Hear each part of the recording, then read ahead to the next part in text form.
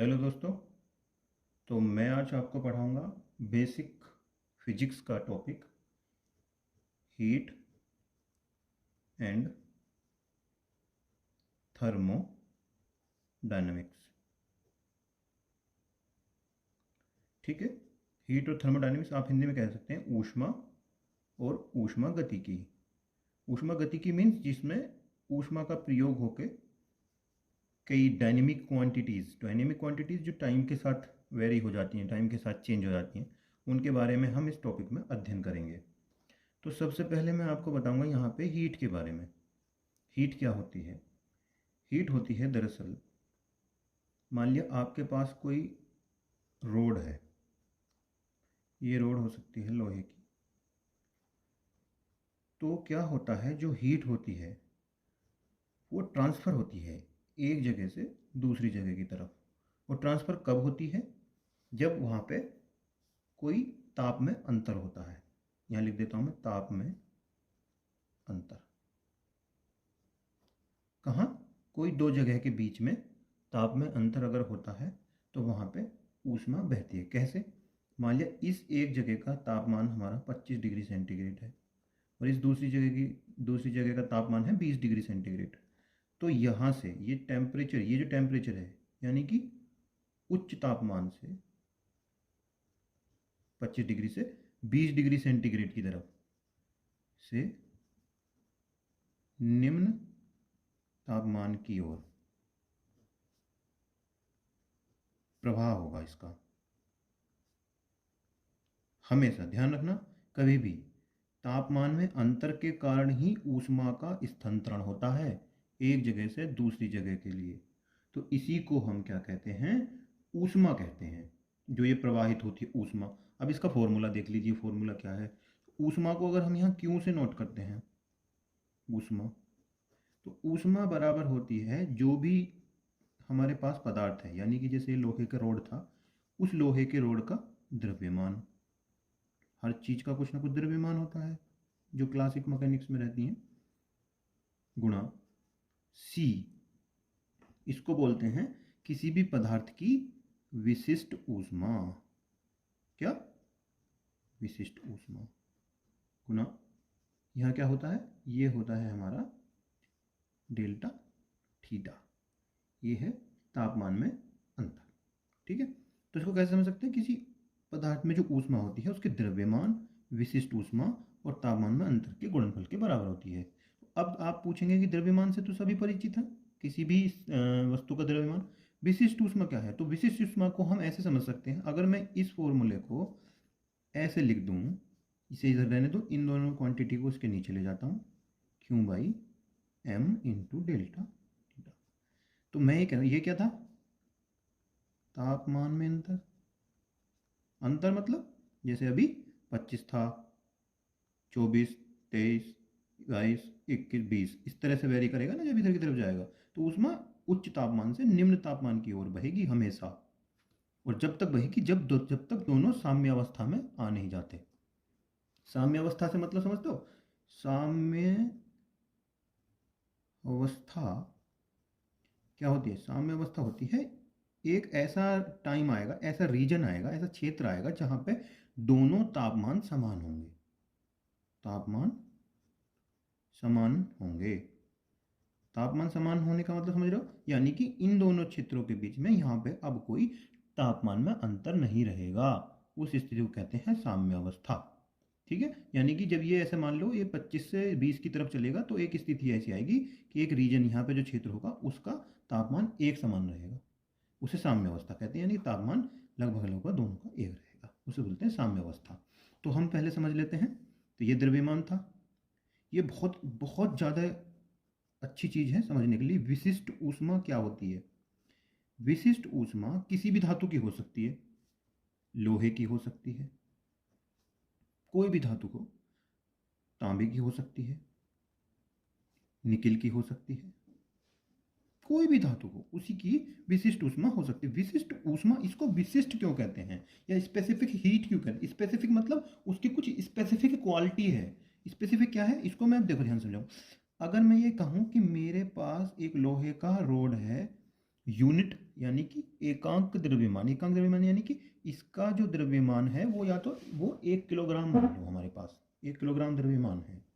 तो मैं अगर ये कहूँ कि इस लोहे का तापमान, तापमान ये वाला 1 डिग्री, ठीक है, बढ़ाने के लिए या 1 डिग्री चेंज करने के लिए, मैं लिख दूं यहाँ पे 1 डिग्री चेंज करने के लिए,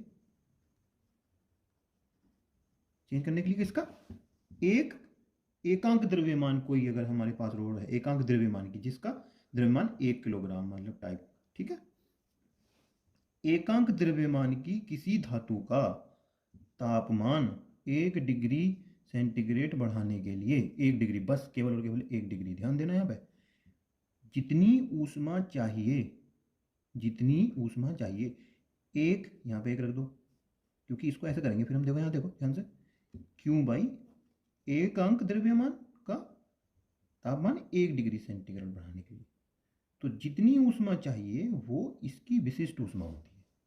जैसे मान लीजिए पेन है, ठीक है, इस पेन का, ये पेन एकांक द्रव्यमान की, एकांक द्रव्यमान से मतलब सिंपल सिंपल है, जिसकी एक हो 1 किलोग्राम, ठीक है, ये मान लिया लोहे की हमारी पेन है, तो इस पेन का एकांक द्रव्यमान पेन, इस पेन का टेम्परेचर, जैसे अभी रूम टेम्परेचर पे है, रूम टेम्परेचर कितना होता है हमारा, 300 केल्विन, ठीक है, अब ये 300 केल्विन पे रखी हुई है, अब इसको मुझे 301 केल्विन पे ले जाना, कितने पे ले जाना, 301 केल्विन, 301 केल्विन पे क्यों ले जाना, क्योंकि इसने परिभाषा कही है 1 डिग्री सेंटीग्रेड बढ़ाना, 1 डिग्री सेंटीग्रेड या 1 केल्विन, इसको आप कन्वर्ट कर सकते हैं 273, ठीक है, वाले फॉर्मूले से। तो इसका तापमान 300 से 301 करने के लिए जितनी भी ऊष्मा इसको मैं दूंगा, या जितनी भी ऊष्मा की जरूरत होगी इस पेन को देने के लिए, वो इस पेन की विशिष्ट ऊष्मा होगी। और ये विशिष्ट ऊष्मा हर मटेरियल के लिए अलग अलग होती है। जैसे मान लिया एक मेरे पास लोहे का रोड है, एक मेरे पास तांबे का रोड है, एक मेरे पास निकल का रोड है, इसका 301 करने के लिए, इसका 301 तापमान करने के लिए, इसका भी 301 तापमान करने के लिए, मान लिया इसके लिए ऊष्मा मेरी एक्स लगी, इसके लिए वाई लगी, इसके लिए जेड लगी, क्योंकि तीनों धातु अलग अलग हैं, तो तीनों के लिए बाहर से ऊष्मा देनी जो पड़ेगी हमें, इसका 1 डिग्री सेंटीग्रेड तापमान बढ़ाने के लिए जो देनी पड़ेगी ऊष्मा वो अलग अलग होगी। इसलिए सब धातुओं की विशिष्ट ऊष्मा हमेशा अलग अलग होती है, ठीक है। तो ये होती है हीट, ये हीट का हमने एनालिसिस यहाँ पे पढ़ा।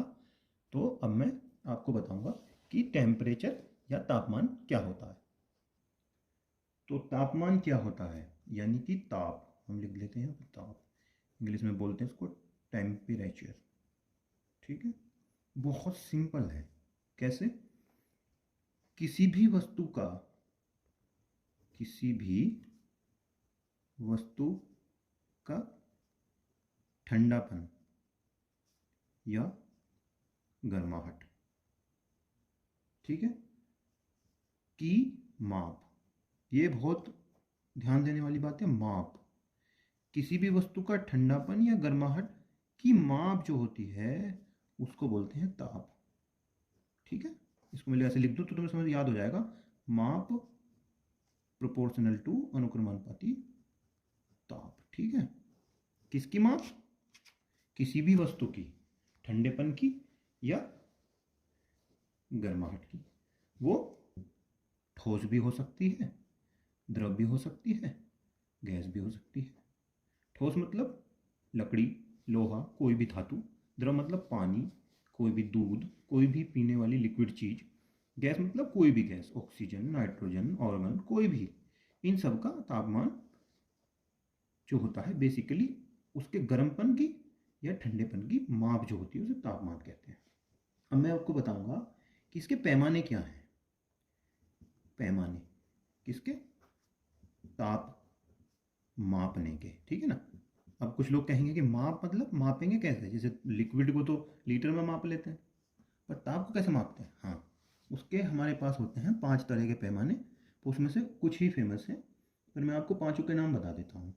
पहला है सेल्सियस पैमाना, ठीक है, सुना होगा तुमने, जो भी आप लोगों ने खूब देखा होगा सेल्सियस पैमाना। तो ये क्या है, इसको डिग्री सेंटीग्रेड में जनरली लोग नोट करते हैं। दूसरा है फ़ारेनहाइट, ठीक है, पैमाना, इसको जनरली ऐसे नोट करते हैं, जो डॉक्टरों के पास होता है, ठीक है। मतलब डॉक्टरों के पास ये सेल्सियस वाला जो आपका बुखार नापते हैं जनरली। तीसरा होता है रियूमर पैमाना, ठीक है।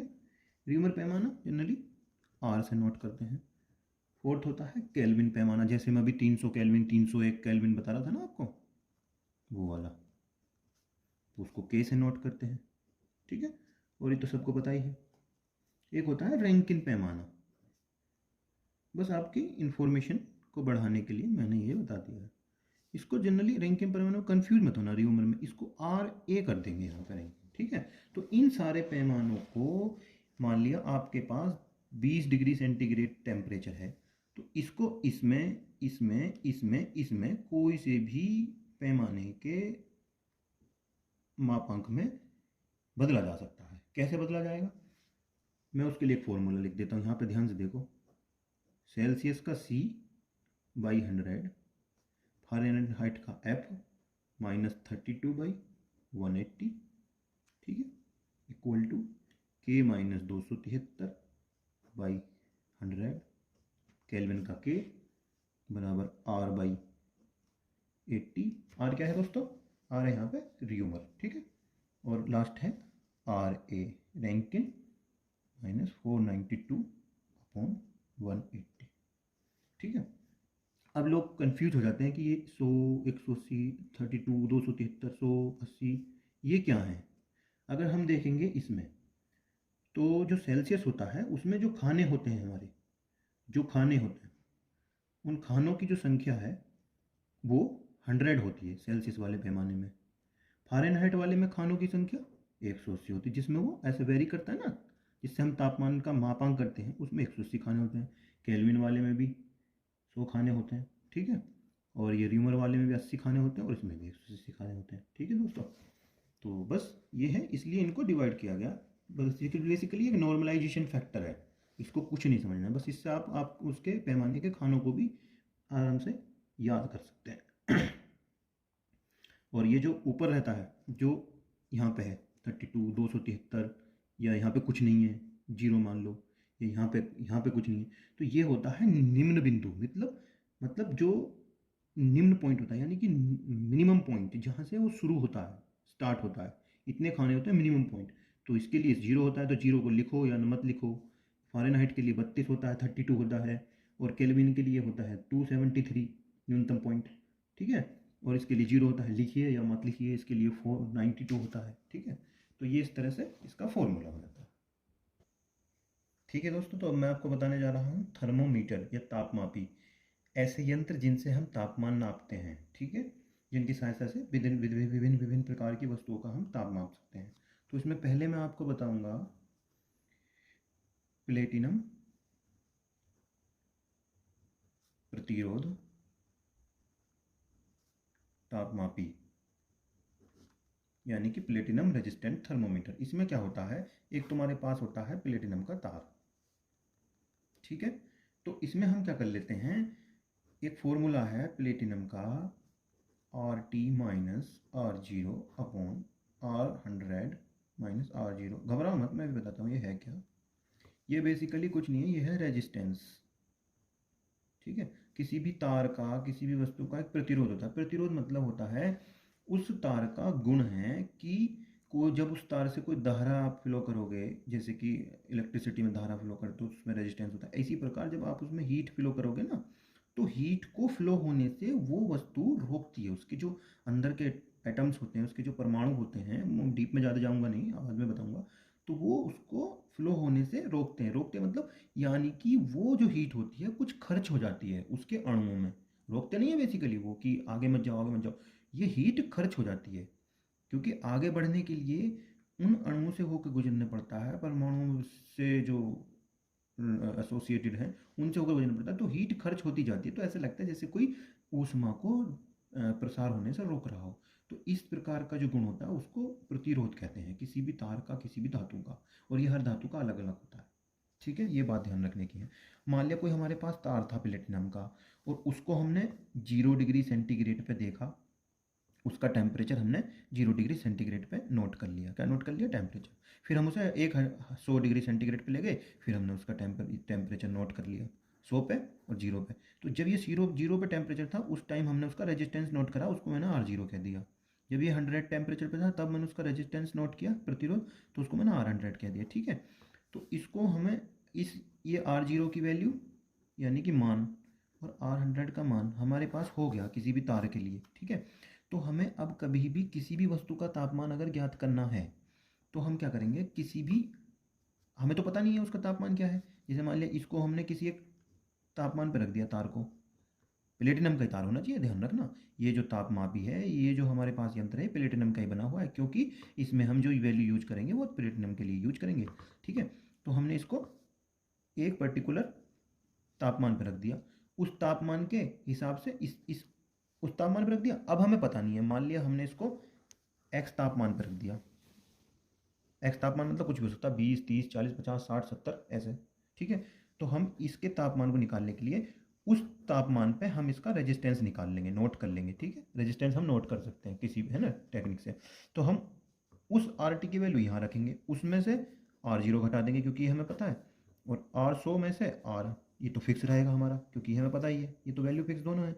मान लिया ये 100 है और ये 0 है, तो नीचे तो 100 आना ही आना है। ठीक है, ये तो फिक्स रहेंगे और ये भी हमें पता है। तो हमें उसके बाद हम उसमें 100 डिग्री सेंटी गुणा कर दें, तो इस प्रकार हमारे पास यहाँ पे कोई वैल्यू आ जाएगी, तो ये हमारा तापमान निकल के आ जाएगा। ठीक है दोस्तों, इस प्रकार प्लेटिनम प्रतिरोध तापमानी यानी कि इसका यूज करते हैं जब तापमापी का मापी का, तो उसमें प्लेटिनम का तार होता है। ठीक है दोस्तों, ये हो गया हमारा प्लेटिनम प्रतिरोध तापमापी। तो इसी प्रकार ये है दूसरा तापमापी, इसे बोलते हैं कांस्टेंट वॉल्यूम गैस थर्मोमीटर। इसमें क्या करते हैं, कोई भी गैस जो है, जैसे कोई गैस है, उसको एक वॉल्यूम में फिक्स कर देते हैं, यानी कि उसका जो वॉल्यूम है गैस का वो कांस्टेंट होता है। कांस्टेंट मतलब फिक्स रहेगा किसी भी गैस का। तो इसको थर्मामीटर कैसे कह देते हैं? ये ताप कैसे माप लेता है, ताप कैसे माप ले, मैं बता देता हूँ। जैसे मान लिया आपका कोई गुब्बारा है या कोई भी आपका डब्बा है, उसमें गैस है। ठीक है, अगर आप उसका टेम्परेचर बढ़ाएंगे डब्बे का या किसी भी चीज़ का, तो उसका आयतन फैलता है गैस का, उसकी वजह से वो प्रेशर लगाता है यहाँ पे ना, अंदर वाली दीवार पे, किसी भी चीज़ की दीवार पे प्रेशर लगाएगा। तो उस प्रेशर के डिफरेंस को पता करके हम बता देते हैं कितना तापमान है। देखो, हम चेंज तो कर रहे हैं तापमान, तो उस तापमान की वजह से जो गैस है ना, उसका जो आयतन है, वॉल्यूम जो वो फैलता जा रहा है, उसकी वजह से जो यहाँ पे प्रेशर लगा रही है वो कितना चेंज कर रहा है उसके वॉल्यूम को, तो उससे पता लगा लेते हैं हम तापमान कितना है। देखो कितनी इंटरेस्टिंग चीज़ है। तो इसका भी बिल्कुल सेम फॉर्मूला ऐसे ही है, किसी भी गैस का टेम्परेचर प्राप्त करने के लिए इसमें प्रेशर प्राप्त कर लेते हैं, बस P0 माइनस ये P100 minus P0 into 100 degree centigrade. जैसे मान लिया मेरे पास एक डिब्बा था, इसमें कोई गैस थी, मान लिया मैंने इसमें कोई ऑर्गन गैस भर ली। ठीक है, ऑर्गन ये एक निर्वात गैस होती है, उसका मैंने 0 डिग्री सेंटीग्रेड पे एक प्रेशर नोट कर लिया, इसको P नोट कर लिया। 100 डिग्री सेंटीग्रेड पे एक प्रेशर नोट कर लिया, फिक्स प्रेशर होगा उसका, ये तो हमें फिक्स हो गया, ये नोट कर लिया। अब मान लिया इस डब्बे को मैंने उठा के, जस्ट एक सिंपल लैंग्वेज बता, इस डब्बे को उठा के एक पर्टिकुलर टेम्परेचर पर रख दिया, मान लिया 50 डिग्री सेंटीग्रेड पर रख दिया।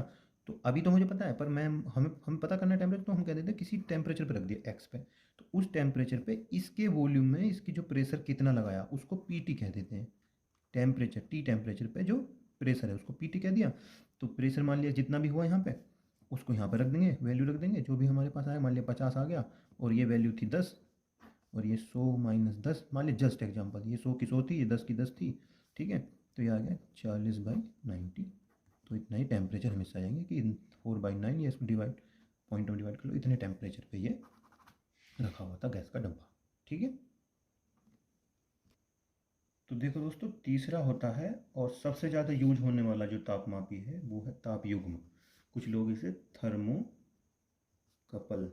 कपल होते हैं ना, जानते हो, तो इस तरह के तापमापी, इसे थर्मोकपल क्यों कहा गया है? इसमें क्या होता है, इसमें दो धातु होती हैं, दो तरह की धातु। जैसे मान लिया बिस्मथ, जस्ट मैं एग्जांपल ले रहा हूँ, क्यों मैं आपको बताऊंगा, बिस्मथ और एंटीमनी। ठीक है, हाँ, तो इसमें दो धातुओं को जोड़ दिया जाता है एक पॉइंट पे। ठीक है, मान लिया ये बिस्मथ थी, बिस्मथ को मैंने Bi लिख दिया यहाँ पे, और ये थी एंटीमनी। ठीक है, ठीक है दोस्तों। तो यहाँ पे जॉइंट है, समझ रहे हो, ये जॉइंट। तो इनको इनको अलग अलग तापमान पर रखा जाता है, ठीक है। मान लिया ये जो जॉइंट है, ये वाले जॉइंट, इसको हमने 0 डिग्री सेंटीग्रेड पर रख दिया और इसको हमने रख दिया किसी तापमान पे, यानी कि इससे अलग तापमान पे। ये तो 0 है, इससे अलग तापमान पे यानी इससे ज़्यादा तापमान पे जनरली, ठीक है। तो इन तापमान के डिफरेंस, ये जो डिफरेंस यहाँ 0 है, मान लिया इसे 10 पर रख दिया, 10 और 0 के बीच में अंतर है ना, तो इस तापमान के अंतर की वजह से ये जो अलग धातु है, ये अलग धातु है, इन तापमान में अंतर की वजह से, तापमान में अंतर, ठीक है, इंपॉर्टेंट चीज़ है कि वजह से क्या होता है, उसमें एक विद्युत वाहक बल, ठीक है, विद्युत वाहक बल, ठीक है, विद्युत वाहक बल नहीं, इसको कहते हैं हम, दरअसल इसको वैसे समझो जैसे ये बेसिकली सीबैक इफेक्ट होता है, सीबैक इफेक्ट। सीबैक इफेक्ट क्या है, उन्होंने बताया था, अगर हम दो धातुओं को जोड़ दें और एक को गर्म ताप पे रखें, एक को ठंडे ताप पे रखें, ठीक है, तो उनके बीच में एक विद्युत वाहक बल उत्पन्न हो जाता है, ठीक है। वो विद्युत वाहक बल क्या होता है, AT + BT²। इस तरह से इस विद्युत वाहक बल को समझा जा सकता है। ये कोई नियतांक है, ठीक है, ये है टेम्परेचर। अगर इन दोनों के बीच में डिफरेंस है तो उसको ऐसे लिखा जा सकता है। और विद्युत वाहक बल का अगर हम प्लॉट करें टेम्परेचर के साथ, तो प्लॉट हमारा आता है कुछ इस तरह का, प्लॉट मतलब ग्राफ, ठीक है। यानी कि जब आप तापमान बढ़ाएंगे डिग्री सेंटीग्रेड, ठीक है, मान लीजिए 0 था, जब आप तापमान यहाँ से बढ़ाते हैं तो ये विद्युत वाहक बल की वैल्यू ऐसे बढ़ती है। एक तापमान ऐसा आएगा यहाँ पे जिस पे E की वैल्यू होगी मैक्सिमम, ठीक है। इसको बोलते हैं न्यूट्रल या उदासीन तापमान, ठीक है। और जब और ज़्यादा अगर आपने तापमान इसका बढ़ाया, ठीक है, और ज़्यादा बढ़ाया, तो ये विद्युत वाहक बल का मान इसमें घटने लगता है और एक स्थिति ऐसी आएगी, एक तापमान पे ये वैल्यू 0 हो जाएगी, तो उसको बोलते हैं उत्क्रमण, ठीक है, ताप या इन्वर्जन टेम्परेचर, ठीक है। तो अब ये आप कहोगे टेम्परेचर कैसे पता लगा लेते हैं। हाँ, टेम्परेचर इसी से पता लगाते हैं। ये जो ग्राफ है ना, ये हमेशा फिक्स रहेगा कि इस तरह से वेरी होता है, ठीक है। तो हम क्या है, किसी भी टेम्परेचर पे इसके अकॉर्डिंग विद्युत वाहक बल निकाल सकते हैं, उसके हिसाब से हम ये AB वैल्यू निकाल सकते हैं। तो हमें क्या है, AB वैल्यू निकाल के हमें ये टेम्परेचर यहाँ पे पता चल जाएगा। इस इक्वेशन से सोल्व करके हम किसी भी उसका तापमान निकाल सकते हैं। तो ये हो गया हमारा अभी तक थर्मोकपल तापमापी। तो ठीक है दोस्तों, फिर मिलते हैं किसी और टॉपिक के साथ। धन्यवाद।